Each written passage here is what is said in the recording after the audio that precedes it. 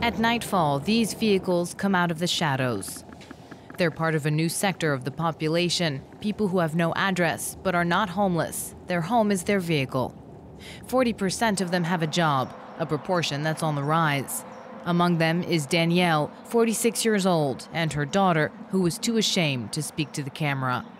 With her daughter in the front seat, Danielle is in the back, on a plank and a mattress. Isn't it too hard to live like this? Yeah, it is, especially someone my age. How much I make monthly? About $2,000. It's not enough. Not enough for even to rent a room. They own a comforter, a small table, and some clothes. Danielle works part-time in an office, and with her meager salary, she makes too much money to qualify for benefits.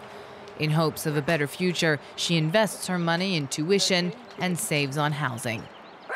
The choice is to keep living on the cliff, keep living on the edge, or go back to school, get a degree, and better my opportunities. You know, get a better job, a better paying job, more stable job. Danielle was an accountant for years before losing her job in 2012. She's been on the road for the past 5 years. Like more and more Americans, she lives on the margins of society while presenting an image of normalcy.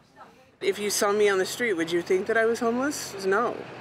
I'm clean, I shower, you know, I work, I go to school, I take care of, you know, my life the best I can. I just live in a car. California is going through a housing crisis. Rents are rising, but salaries are stagnating. The wait for social housing is 7 years on average. The trendy city of Santa Barbara has come up with a solution of sorts. It offers free parking spaces for people to spend the night.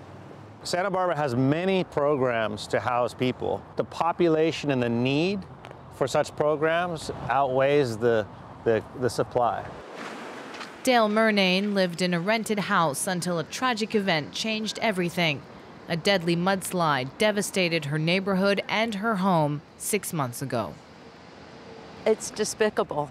I've been a professional my whole life. I've had a bank account, I still do. It's shocking how alone we all are in this. The 64-year-old used to be a dental hygienist. She also ran an alternative healthcare business that went bankrupt.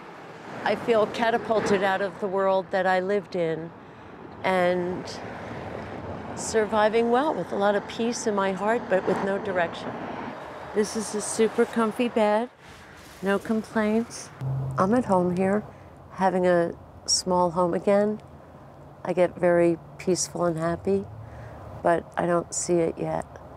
30% of people living in vehicles are older than 50. It's officially illegal to sleep in one's car in the United States, but it's unlikely the practice will stop anytime soon.